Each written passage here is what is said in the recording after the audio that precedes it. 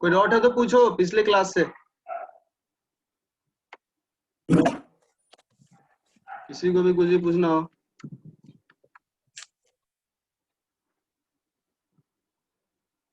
नहीं है कोई डाउट? चलो ठीक है, तो हम लोग चलो आगे बढ़ते हैं। तो जैसा ही कल हम बता, हाँ सबसे पहले ये कर लो, जो क्वेश्चन दिए थे प्रैक्टिस करने के लिए वो डिस्कस कर लेते हैं क्विकली। मैं उसमें कुछ क्वेश्चन परसेंटेज यील्ड का। अच्छा वो क्वेश्चन छोड़ दो, उसको हम डिस्कस कर देंगे, वैसा कुछ है तो भी छोड़ दो, हम उसको डिस्कस कर देंगे। बाकी वो लोग कोई क्वेश्चन में अगर ये ऐसे हुआ और दिक्कत तो और सब हो गया। हो गया। बाकी लोग देख लो एक बार, कहाँ से कहाँ तक दिए थे बनाने के लिए, हम 14 से शायद दिए थे। 14 से 25। हाँ तो देख लो बाकी लोग इधर, उत्सव बन गया,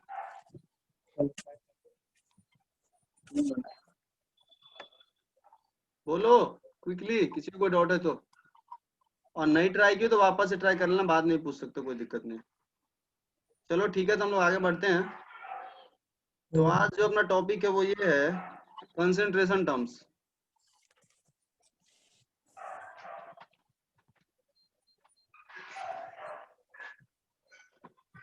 चलो इसको स्टार्ट करते हैं।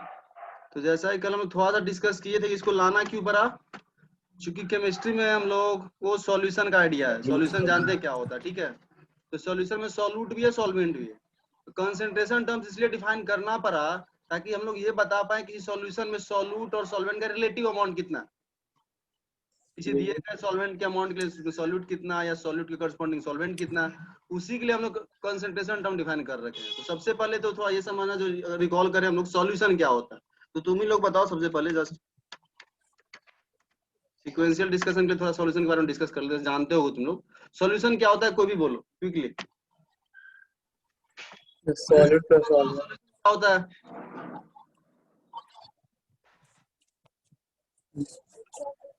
सॉलिड मतलब जो सॉल्यूशन में कम मात्रा में हो। नहीं सॉल्यूशन बोल रहे हैं हम, सॉल्यूट सॉल्वेंट अभी नहीं गए। बस सॉल्यूशन को इन जनरल डिफाइन करो, मतलब क्या बोलोगे, सॉल्यूशन कैसे डिफाइन करोगे? सॉल्यूट और सॉल्वेंट आवाज मनीषा तुम्हारा साफ साफ आ नहीं रहा है, कट जा रहा है बीच बीच में।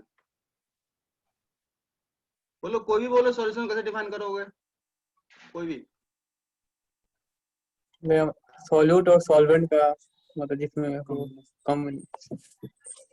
ठीक है, बट मतलब डायरेक्टली तो हम लोग सॉल्यूट और सॉल्वेंट टर्म को यूज नहीं करते, सॉल्वेंट जब डिफाइन करते हैं, सॉल्यूशन डिफाइन करते हैं, सीधा से बोलते हैं कि दो या दो से अधिक कंपोनेंट को का होमोजेनियस मिक्सचर अगर तुम बना रहे हो तो बोल सकते हो सॉल्यूशन। जस्ट लिख लो होमोजेनियस मिक्सचर ऑफ टू और more components, a homogeneous mixture of two or more components is known as a solution।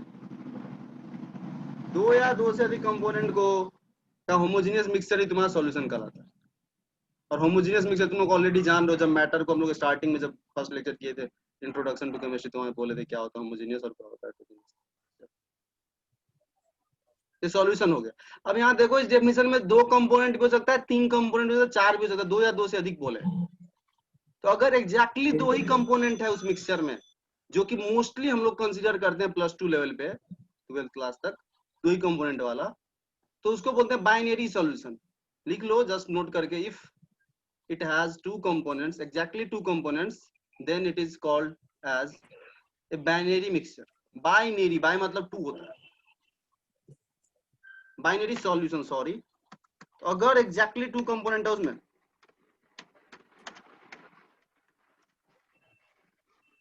अगर एग्जैक्टली दो कंपोनेंट है तो उसको क्या बोलेंगे, बाइनरी मिक्सचर। जस्ट टर्म है, ध्यान होना चाहिए, मान लो कहीं कोई बोल दिया बाइनरी मिक्सचर क्या होता है तो कंफ्यूज हो, बाइनरी सॉल्यूशन सॉरी।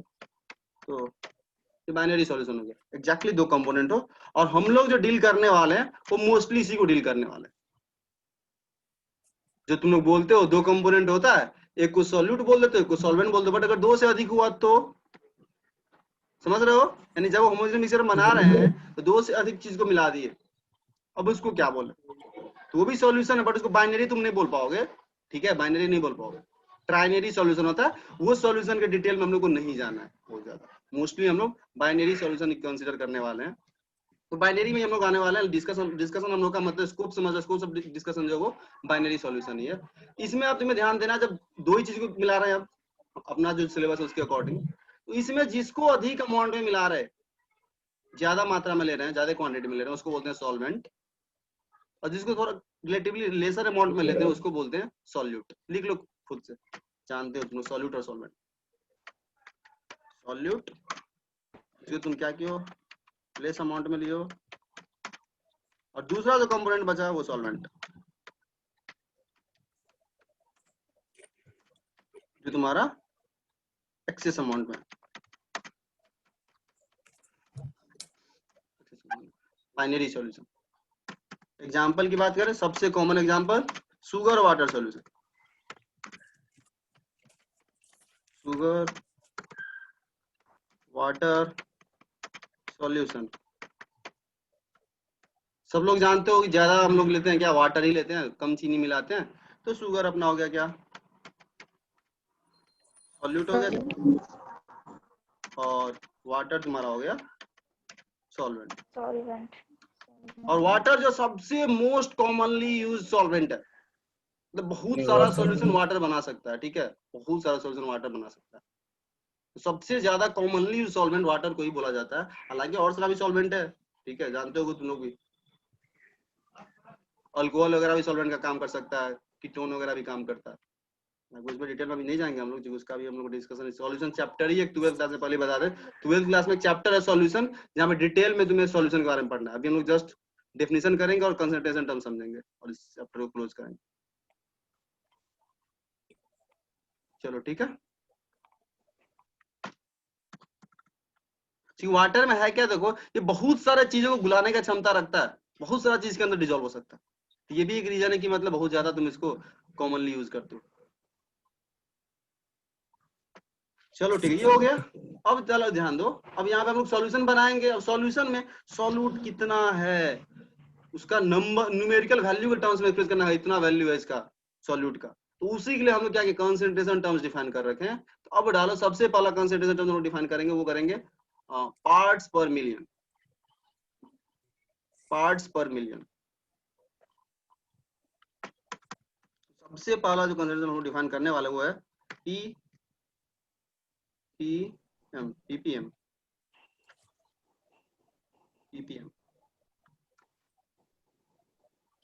पार्ट्स पर मिलियन। बुक देखोगे तो होपफुली मिला होगा तुम लोगों को, सिंपल है। किसी को पता है तो बोलो क्या है इसका equation. weight of solute by weight of solution 10^6. Weight of solute by weight of Solute. हाँ बाय So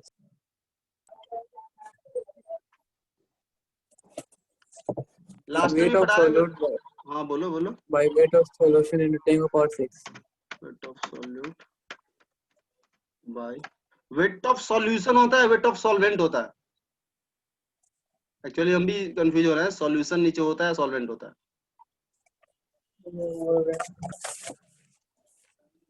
कोई देखो तो लास्ट टाइम पढ़ाए हुए थे जो लोग था लास्ट टाइम प्रेजेंट, देखो तो कॉपी में गए तो क्विकली।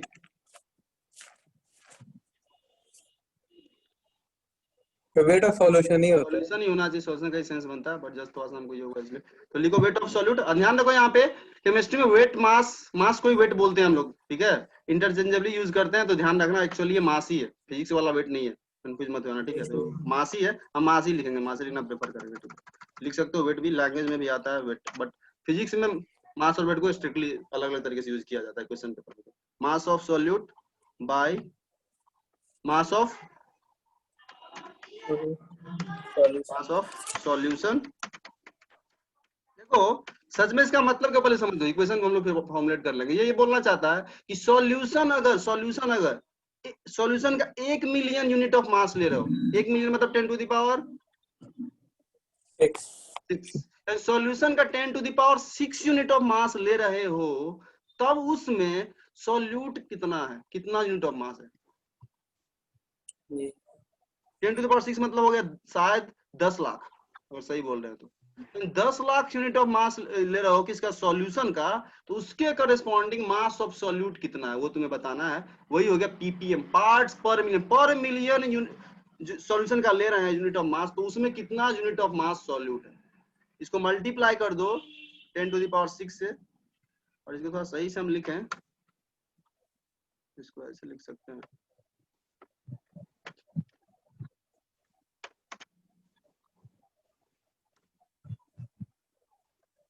इंटू 10⁶।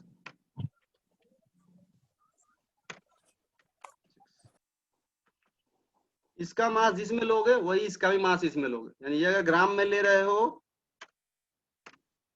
ये भी ग्राम में लोगे, same unit.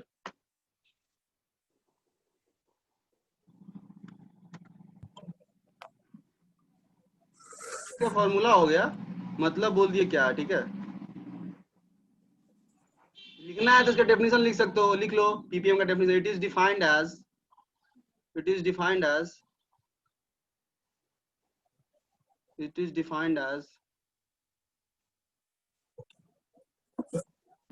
it is defined as the parts by mass of solute. It is defined as the parts by mass of solute present in present in present in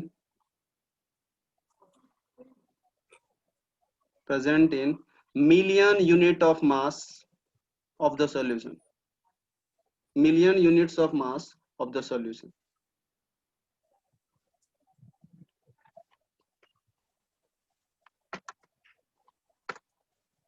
जैसे example की बात करें, मान लो बहुत ईजी है, पहले समझ में कुछ है नहीं, ठीक है।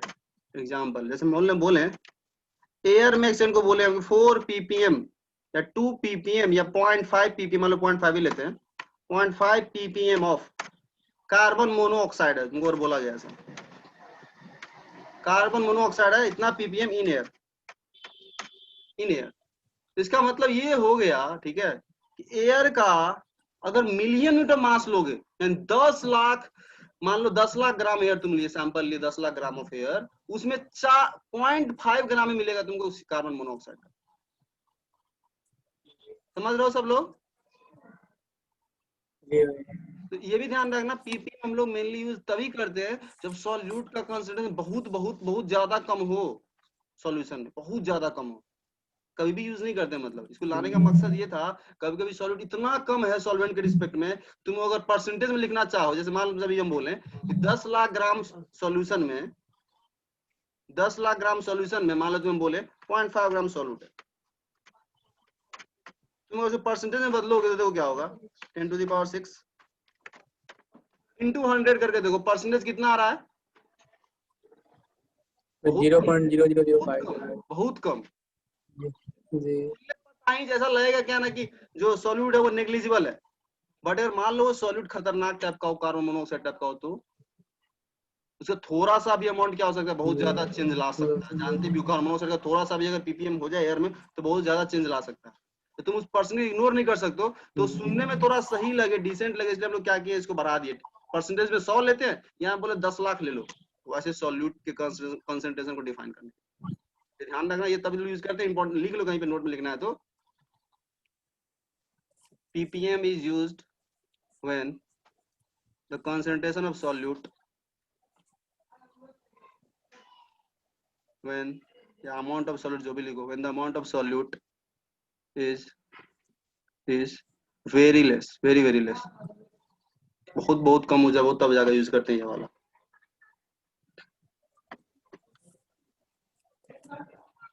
ठीक है, चलो, तो पीपीएम हो गया। सेम तरीके से तुम पार्ट्स पर बिलियन भी डिफाइन कर सकते हो, पार्ट्स पर बिलियन, पीपीबी उसको बोलते हैं। ये जस्ट तुमको क्वेश्चन है, कभी ये लिख के आएगा कि सॉल्यूशन है 4 पीपीबी, तो तुमको समझ में आया उसका मतलब क्या है, इसीलिए तुमको ये पता होना चाहिए। तो लिख लो सेम तरीके से दूसरा, पीपीबी, पार्ट्स पर बिलियन,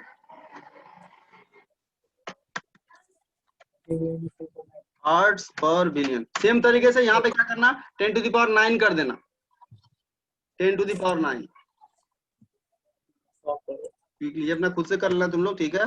दूसरा इसमें अगर देखो तो ऑब्जर्वेशन अगर देखो तो ये चीज दिख रहा है कि इसका वैल्यू टेम्परेचर पे डिपेंड करेगा क्या? नहीं भैया। क्यों? चूंकि मास का रेशियो है, मास टेम्परेचर इंडिपेंडेंट क्वांटिटी, जी इसलिए बोलेंगे पार्ट्स जी पर पीपीएम पीपीबी। टेम्परेचर चेंज कर भी दोगे सॉल्यूशन का तो वो चेंज होने वाला नहीं है। अब 20 डिग्री सेल्सियस एयर में कार्बन मोनोऑक्साइड का पीपीएम निकालो, 50 पे निकालो, कोई फर्क नहीं पड़ने वाला, तो खुद से लिख सकते हो मास है तो टेम्परेचर इंडिपेंडेंट होगा, पीपीबी हो गया। अब आ जाओ तीसरा, तुम लोग पहले से जानते हो, परसेंटेज बाय मास।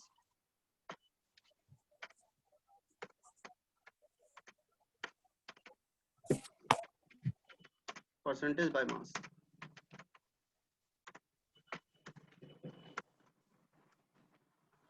क्या होता है ये? मनीषा तुम बताओ, ध्यान है तो।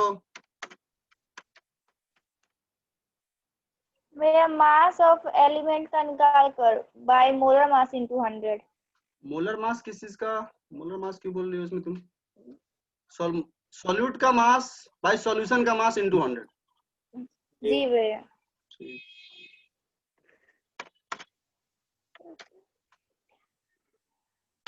चलो लिखो mass of solute by mass of solution into 100 कर दो क्विकली।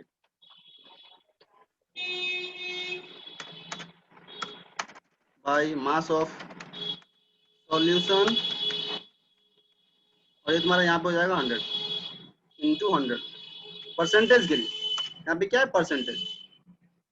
परसेंट तो जस्ट देखो फैक्टर का डिफरेंस है। पीपीएम में 10 टू द पावर 6 ले रहे थे, अब यहाँ परसेंटेज में 10 टू द पावर 2 ले रहे हैं, 100 ले रहे हैं परसेंटेज में निकालने के लिए। तो परसेंटेज बाय मास हो गया। अब यहाँ ध्यान देना, इसी में अगर हम परसेंटेज बाय वॉल्यूम कर दें तो यहाँ भी वॉल्यूम हो जाएगा, और बोलो यहाँ ही वॉल्यूम हो जाएगा।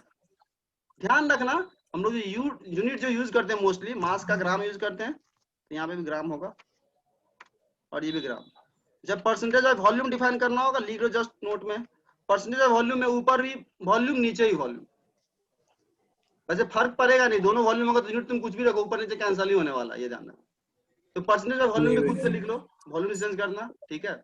इसको हम लोग शॉर्टकट में W बाय W भी बोलते हैं, वेट बाय वेट। ऊपर भी मास नीचे भी मास। देखते हो दवा होगा पीछे लिखा रहता होगा 2% फलाना nitrate W by W, W by V। तो W बाय W का मतलब हो गया परसेंटेज ऑफ मास लिया गया, सॉल्यूट का भी वेट लिया गया बाय सॉल्यूशन का वेट लिया गया। तो W बाय W इसको लिखा जाता है, अगर नहीं पता हो तो लिख लो। W मतलब वेट। इसी में अगर हम लोग V बाय V बोले तो वो क्या होगा? वॉल्यूम बाय वॉल्यूम, वो भी लिख लो, इसी से रिलेटेड है सब, ठीक है। V बाय V हम डायरेक्ट लिख रहे हैं, V बाय V ऐसे लिखा हुआ तुमको मिलेगा। इसका मतलब हो गया volume of solute, volume of solute by volume of solution, volume of solution into 100 percentage के लिए। इसको बोलते हैं परसेंटेज बाय वॉल्यूम। और एक जो होता है दूसरा वो ये W बाय V, इसका मतलब हो गया ऊपर में वेट ले रहे हैं, मास ले रहे हैं सॉल्यूट का, और नीचे में वॉल्यूम ले रहे हैं, मतलब मास और वॉल्यूम को मिक्स कर दिया, ऊपर मास लिया और नीचे वॉल्यूम लिया, ये भी यूज होता है, ध्यान रखना। इसका हो जाएगा मास ऑफ सॉल्यूट, ऊपर में मास वेट है तो बाय वॉल्यूम ऑफ सॉल्यूशन।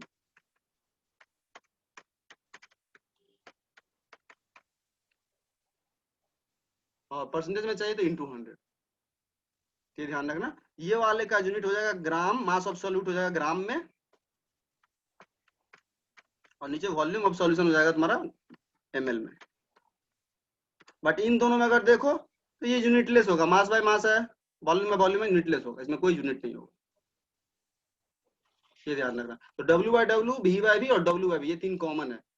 कभी तुमको बोला जाएगा, क्वेश्चन में बोला जाएगा कि find the percentage by mass by volume, ऐसे करके बोला जाएगा, या वेट बाय वॉल्यूम ऐसे करके बोलता है क्वेश्चन में कभी।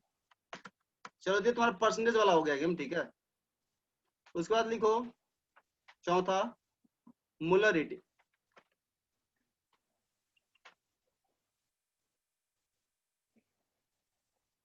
मोलरिटी लिखो भाई, ये टेम्परेचर डिफरेंट होगा ना मेरे बिल्कुल, खुद से देख लो, जहां जहां वॉल्यूम आ रहा वो टेम्परेचर डिपेंडेंट होगा। वैसी बात, कोई चीज को गर्म करोगे वॉल्यूम एक्सपैंड होगा, उसका ठंडा करोगे कंट्रैक्ट होगा, दोनों केस में चेंज होगा, समझ रहे हो? ऑब्वियसली जहां जहां वॉल्यूम आ रहा वो टेम्परेचर डिपेंडेंट होगा क्वांटिटी, ये ध्यान रखना। तो तुम लोग स्टार्टिंग में ही बोल दिए, ठीक है, तो हम बार बार लिखने वाले ने ये बोल दिए, लिखना है तो खुद से नोट कर लो इस पॉइंट को, जिसमें भी वॉल्यूम आ रहा है वो टेम्परेचर डिपेंडेंट होगा। अब अगला क्या किए, थर्ड किए थे, ये फोर्थ में आ जाओ, मोलरिटी। कैपिटल एम से नोट करते हैं इसको, जो सिंबल के लिए बोल, ये लिखो डेफिनेशन इसका लिखो, फिर हम लोग इसको फॉर्मूला भी लिख लेंगे।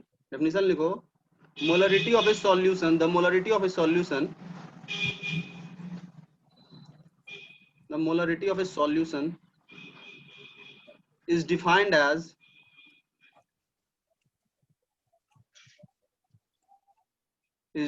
as the number of moles of solute is defined as the number of moles of solute present in the number of moles of solute present in 1000 ml of solution, या 1 लीटर ऑफ सॉल्यूशन लिख सकते हो, ml ज्यादा use करते हैं, 1000 ml of solution, and 1 litre solution में solute का कितना मोल है वही कहलाता है सॉल्यूशन का मोलरिटी। तो मोलरिटी का हम ये लिखें, फॉर्मूला लिखें, हालांकि फॉर्मूला नहीं, यूनिटरी मेथड पहले ही बोल देते हैं, तुम लोग खुद से समझ सकते हो, ये यूनिटरी मेथड है, फॉर्मूला नहीं, यूनिटरी मेथड है। डेफिनेशन पढ़ लो और उसी को यूनिटरी मेथड से फॉर्मूला बना दो, ये मतलब फॉर्मूला कहीं से आ गया, डेफिनेशन जो लाइन लिखा गया है उसी को तुम मैथमेटिकली फॉर्मुलेट करो। मोलरिटी इज इक्वल टू हो जाएगा number of moles of solute bye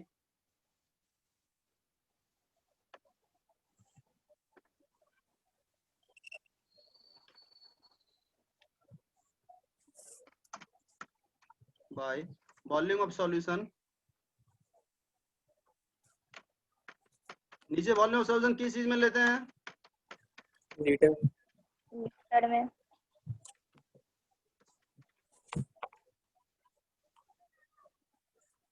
और हो गया, बस यही है, यही हो गया तुम्हारा क्या, मोलरिटी ऑफ द सॉल्यूशन। चलो ये हो गया तुम्हारा, एक जस्ट छोटा सा क्वेश्चन लिख लो, क्वेश्चन लिखो,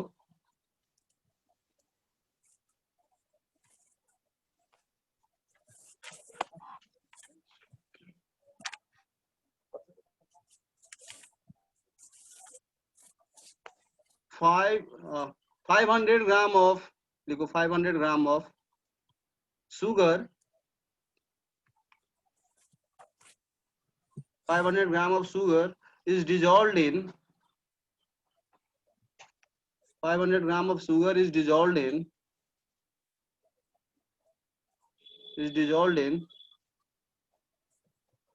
3500 ml of water, 3500 ml of water. Find the molarity of solution, find the molarity of solution। 500 ग्राम चीनी 3500 ml वाटर में मिला दिए, उस सॉल्यूशन का मोलरिटी बताओ। सॉल्व करो सब और आंसर बताओ।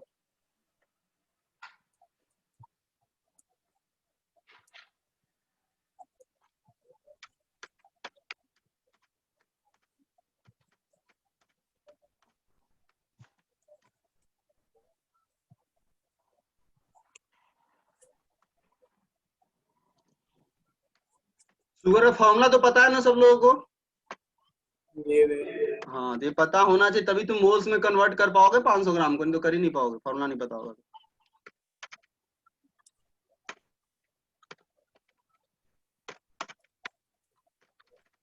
ये होता है शुगर का फॉर्मूला, जिसको नहीं पता हो। यहाँ से इसका मॉलिक्यूलर मास पहले निकालो, फिर तुम मास को उसके मॉलिक्यूलर मास से डिवाइड करोगे तो मोल्स आएगा। इसको और निकाले, यहाँ से इसका निकाले मास, तो 12 × 12, सॉरी 12 कार्बन है और एक कार्बन का कितना होता है मास, 12, प्लस एक हाइड्रोजन का होता है 1, बट यहाँ पे अपने पास 22 है, प्लस एक ऑक्सीजन का होता है 16 और 11 है, तो ऐड करो, टोटल कितना आ रहा है ये 144 प्लस 22 कितना आ रहा है 342। 342 ग्राम में 1 मोल होगा, ये हम लोग न्यूट्री मेथड पहले ही सीख चुके हैं। हालांकि डायरेक्ट याद रखा करो, तुम्हें ग्राम में मास आ गया, मोल निकालना है ना, अगर नंबर ऑफ मोल्स जी निकालना है डायरेक्ट भी ध्यान रखो, मोल्स इज इक्वल टू होता है जो मास आया तुम्हारा ना, उसको डिवाइड, सॉरी जो मास गिवन है क्वेश्चन में सॉल्यूट का जी 500, उसको डिवाइड कर दो इसके मोलर मास से जो तुम निकाले हो ऐड करके। तो 500 गिवन था क्वेश्चन में, डिवाइड बाय 342, क्विकली बोले कितना मोल आ रहा है अप्रॉक्स, कितना आ रहा है?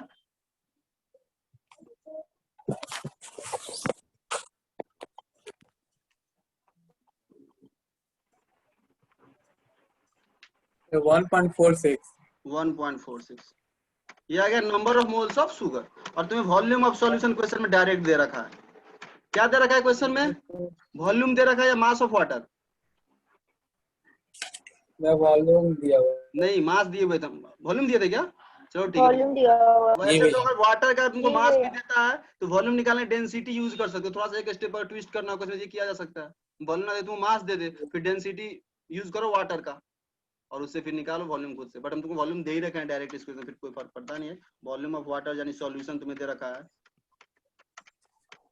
कितना? 3500 ml। इसको अगर तुम बदलोगे किसमें, लीटर में, तो क्या होगा? 3500 by 1000 डिवाइड करो, जस्ट निकाल लो। तो मोलैरिटी तुम्हारे पास आ गया, फॉर्मूला लगाओ, तो 1.46 डिवाइडेड बाय 3.5 इंटू 100, नहीं इंटू 100 नहीं करनी जरूरत है इसमें, डायरेक्ट निकालो। कितना आ रहा है देखो तो? 0.42 0.42, यानी ये सॉल्यूशन जो भी है ऐसे लिखा जाता है 0.42 और कैपिटल M लिखा जाता है। क्वेश्चन में लिखा हुआ आएगा ये 0.5 मोलर सॉल्यूशन ऐसे लिखा रहेगा, समझ जाना उसका मोलैरिटी 0.5 है। 0.42 मोलर मतलब उसका मोलैरिटी 0.42 है। और 0.42 मोलर का मतलब क्या हुआ? 1 लीटर सॉल्यूशन में सॉल्यूट का 0.42 मोल प्रेजेंट होगा। बस ये लिख लो, ये लैंग्वेज पता होना चाहिए कभी कभी काम आता है। मान लो हम लिखे कहीं पे 1 m सॉल्यूशन, 1 मोलर सॉल्यूशन, इसको पढ़ते कैसे ये भी पता होना चाहिए। इसको पढ़ते हम लोग 1 m का मतलब हो गया 1 मोलर सॉल्यूशन का मतलब हो गया, इसका मतलब हो गया means 1 mole of solute, 1 mole of solute is present in कितना litre of solution? 1 litre of solution by definition. ये जो लाइन ली गई ये भी तुमको कभी कभी क्वेश्चन में काम आता है, इसलिए जब तुमको बोले तो उसका इंटरप्रिटेशन तुम्हें करने आना चाहिए कि 5 मोलर बोला मतलब 5 मोल ऑफ सॉल्यूट 1 लीटर सॉल्यूशन में। चलो तो हो गया है तुम्हारा मोलैरिटी का कहानी हो गया, ठीक है। इसके बाद में जस्ट कुछ बोलो फॉर्मूला कोई देख करके।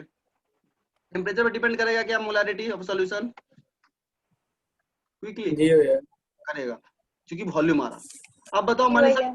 टेम्परेचर बढ़ाएंगे तो मोलैरिटी घटेगा या बढ़ेगा? तुमको बताना है मनीषा। किसी सॉल्यूशन का टेम्परेचर बढ़ेगा। बढ़ेगा, जी भैया। टेम्परेचर बढ़ा दिए किसी सॉल्यूशन का तो मोलैरिटी घटेगा या बढ़ेगा? इस फॉर्मूले को देखो और फिर सोचो और बताओ।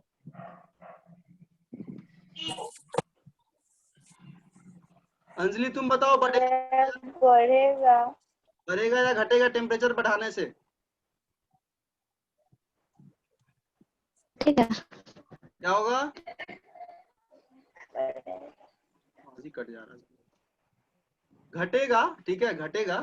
जी भैया घटेगा। टेम्परेचर बढ़ेगा तो चीज एक्सपैंड होगा, वॉल्यूम बढ़ेगा, और वॉल्यूम चूंकि डिनोमिनेटर में आ रहा है, किसी फ्रैक्शन का डिनोमिनेटर बढ़ेगा तो वैल्यू घटेगा। लिख लो नोट में करके, the molarity of A solution decreases with increase in temperature.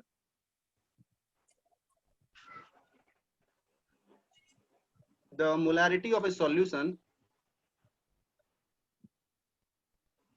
decreases with increase in temperature, या इसी को थोड़ा बोलना चाहो मतलब तो बोलना चाहते the molarity of a solution is inversely proportional to its temperature।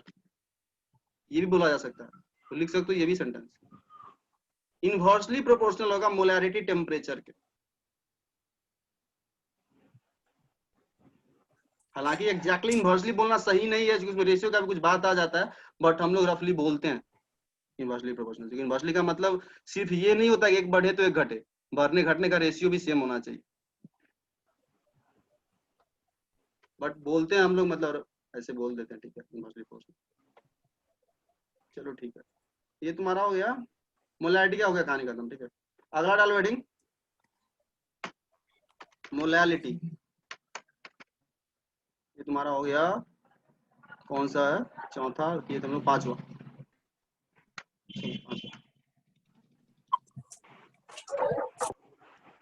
देखो, it is defined as, molality का डेफिनेशन लिखो, it is defined as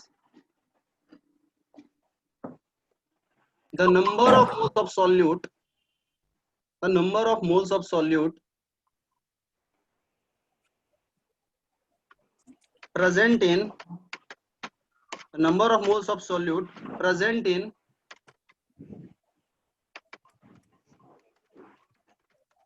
present in 1 kg of solvent, नीचे ध्यान रखना, नीचे में solvent आ रहा है, number of moles of solute present in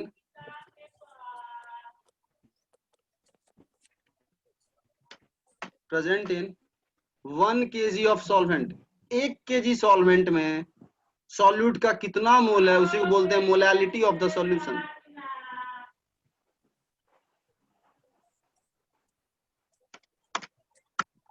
by mass of solvent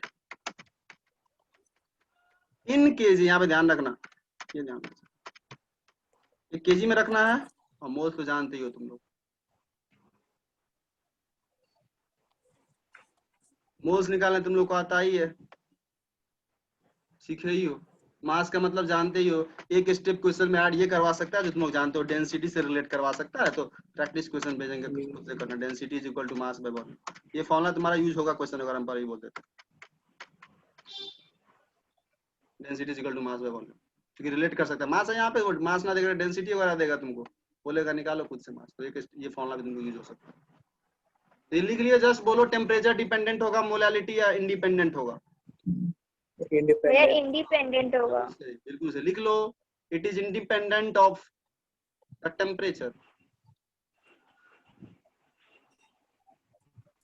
temperature कुछ भी हो, मोलैलिटी का फर्क नहीं पड़ने वाला, मोलैलिटी चेंज होगा बट ये नहीं चेंज होगा।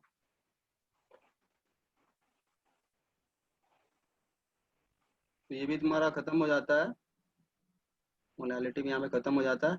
एक और है मात्र जो अभी हम डिस्कस करेंगे, ठीक है, वो है मोल फ्रैक्शन। मोलैलिटी को ये ध्यान रख लो, यहाँ पे स्मॉल एम से डिनोट करते हैं, उसको कैपिटल एम से कर देते, और इसको स्मॉल एम से डिनोट करते हैं। जस्ट अगर लिखना है तो लिख लो, जैसे हमको बोले 2, इसको पढ़ते कैसे है, जैसे ऐसे लिखा हुआ है 2m, इसको बोलेंगे 2 मोलल, मोलल सॉल्यूशन। 2 कैपिटल है मतलब 2 मोलर सॉल्यूशन, 2 स्मॉल एम मतलब 2 मोलर सॉल्यूशन। ये सब दवा वगैरह पे देखना, पीछे लिखा हुआ मिलेगा, capital M, small M, W अभी सब लिखा हुआ रहता है कंपोजिशन में, जहाँ पे उसका कंपोजिशन पीछे लिखा रहता है, लिखा हुआ मिलेगा। इसका मतलब क्या हुआ, 2 मोल सॉल्यूट है 1 kg सॉल्वेंट में, इसका मतलब हो गया 2 मोल solute is present in 1 kg of solvent। तुमको जब जैसा लिख के दे तो तुम इसको ऐसे रीड करोगे तो तुम्हें क्वेश्चन आसानी से बनेगा। और वो लिख दिया है, सब पढ़ लिए, हाँ 2m दिया, मोलैलिटी दिया हुआ है 2, तो इसका मतलब सच में ये हुआ 2 मोल सॉल्यूट जब 1 kg सॉल्वेंट में, यहाँ तुम न्यूट्रीमीटर लगा के भी क्वेश्चन सॉल्व कर सकते हो, इसलिए हम लिख रहे हैं बार बार इसका मतलब। चलो ठीक है, ये हो गया। अब हेडिंग डालो मोल फ्रैक्शन, जो लास्ट है अपना 6 नंबर शायद होगा, मोल फ्रैक्शन। इसको एग्जैक्टली एक्स तो नहीं, एक्स जैसा एक सिंबल होता है, एक्स जैसे लिख सकते हो, कोई दिक्कत नहीं है, काई उसको पढ़ते हैं, ये सिंबल इसको काई पढ़ते हैं, यूज करते हैं मोल फ्रैक्शन को रिप्रेजेंट करने के, काई काई बोलते हैं उसको, देखना बुक में भी जाकर सिंबल बुक में मिल जाएगा। हम इसको फिलहाल एक्स जैसा ही लिख रहे हैं, पर ध्यान थोड़ा तिरछा होता है एक्स का, तो उसको काई बोलते हैं, और मोल फ्रैक्शन को इसी से रिप्रेजेंट करते हैं। तो देखो मोल फ्रैक्शन क्या होता है,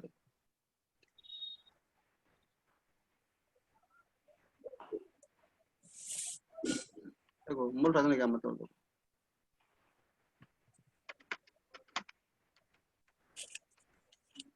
देखो इसमें सिंपल एक डायग्राम बना के बताते हैं, ज्यादा लिंक कर पाओगे।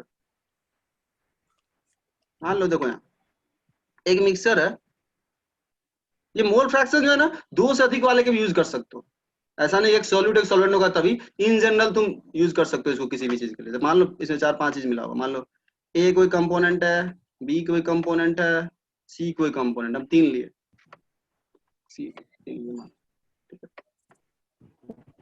ए बी कुछ है, बी भी कुछ है, सी भी कुछ है, डी भी कुछ है। तुमसे बोला कि ए का मोल फ्रैक्शन निकालो, तुम्हें कुछ नहीं करना, ए का मोल डिवाइडेड बाय सब का मोल ऐड कर दो, ए का मोल प्लस बी का मोल प्लस सी का मोल प्लस डी का मोल। मान लो ए तुम्हारा 2 मोल है, 2 मोल है, मान लो ये तुम्हारा 3 मोल है, ये तुम्हारा मान लो 5 मोल है, और ये मान लो 2 मोल है। तुमसे बोला कि ए का मोल फ्रैक्शन, तो तुम सिंपली बोलोगे ए का मोल 2 डिवाइडेड बाय सबको ऐड कर दो, खत्म। बी का निकालना है मोल फ्रैक्शन, नाम ये मोल फ्रैक्शन, मोल के रिस्पेक्ट में उस कंपोनेंट का फ्रैक्शन कितना आ रहा है। तो फ्रैक्शन कैसे बनाना है, जिसका भी निकालना है मोल फ्रैक्शन उसका mole divided by total mole of all the components. लिखो क्विकली,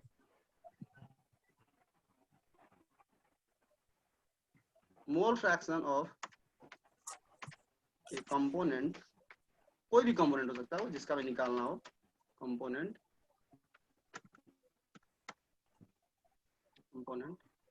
मान लो कंपोनेंट का नाम दे दिया एक सेकंड को ए, जस्ट नाम है जिसका निकाल रहे हो, is equal to moles of A. देखो मोल्स को एन से डिनोट करते जानते हो, स्मॉल ए का एन का मतलब होता है मोल, कंफ्यूजन हो रहा है तो ऐसे लिख लो, moles of A divided by, लिख लो divided by moles of A divided by sum of moles of all the components divided by